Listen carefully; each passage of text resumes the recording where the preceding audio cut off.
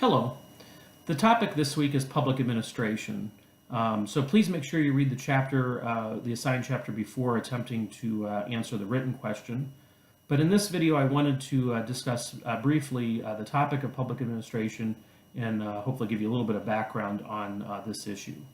So when we talk about public administration, we're talking about how governments operate, how governments deliver services to the citizens that are in their jurisdiction.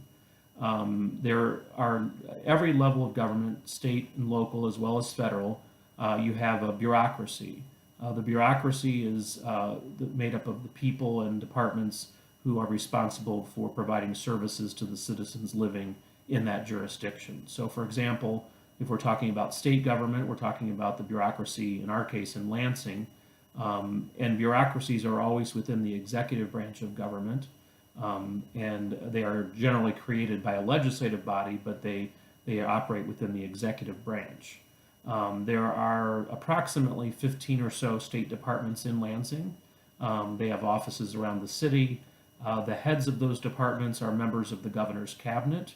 The governor appoints the heads, and that is subject to the rejection of the Senate, the state Senate in Lansing. If they don't like somebody that the governor has appointed, they can reject that person, and the governor would have to come up with a different person for that job.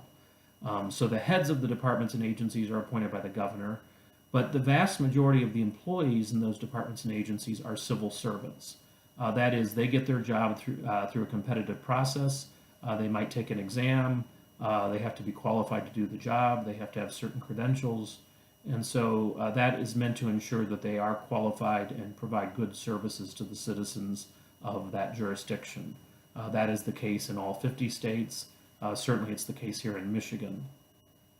And for the most part, bureaucrats, people working for state bureaucracies, are very qualified. Sometimes bureaucrats get a negative rap. People will say, well, they aren't qualified or they're inefficient. And the reality is that for the most part, bureaucrats do a very good job and are very well qualified for the jobs they're performing. And certainly having a bureaucracy with civil servants is the easiest and most efficient way to provide services to citizens. In Michigan, there are approximately 50,000 state employees employed either in Lansing or in state offices around the state. Then at the local level, you have cities, counties, and municipalities. You also have employees at that level. In fact, most of the public servants in the United States are state and local employees. These are people working in city bureaucracies. They could be anybody from the people hauling trash to the water inspector to the people who collect property taxes for the city. And so there are a lot of employees working in cities and counties and municipalities. Again, just as their state level counterparts, they are very qualified. And for the most part, these are people doing a very good job to provide services for us at the local level. Now, in another topic I wanted to discuss is the issue of budgets. All state and local offices have to have a budget to operate. And the legislative body of that jurisdiction approves the budget. So if we're talking about the state of Michigan or any state, it's the state legislature that approves the budget. In Michigan, our budget year goes into effect on October 1st. So by the end of September each year, the legislature must approve a budget for all state departments and agencies. Some states operate on a 2-year budget cycle, but here in Michigan, we operate on a 1-year cycle. So they have to repeat that once a year. At the local level, it depends on the city or the municipality or the school district. That determines when the budget goes into effect. Usually, in a lot of cases, it is July 1st. Certainly Henry Ford College, our school, the budget year does go into effect on July 1st. And our school's budget is approved by the Henry Ford College Board of Trustees. And colleges and school districts have boards that approve their budgets. Now, one other issue I wanted to bring up is collective bargaining rights, and that is discussed in the online lecture. And not every employee in every state has the right to bargain their contracts collectively. It depends on state law. Some states make it easier for public employees to form unions so they can negotiate collectively with their employer on the working conditions and benefits and pay that they receive. Other states make it either very difficult or even impossible to form unions.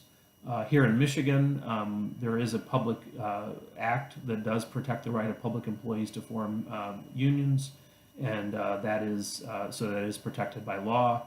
However, in Michigan in 2012, the legislature did pass a law called that some people refer to as right to work, which essentially means that though if a union does form in a workplace, the workers who are represented by that union do not have to pay any fees to the union, either a service fee or dues, but the union does have to represent them under law. So critics of that law say that that is not fair because it's just a way to weaken unions, and it's not fair to have employees getting benefits but not actually paying the dues or the fees for that.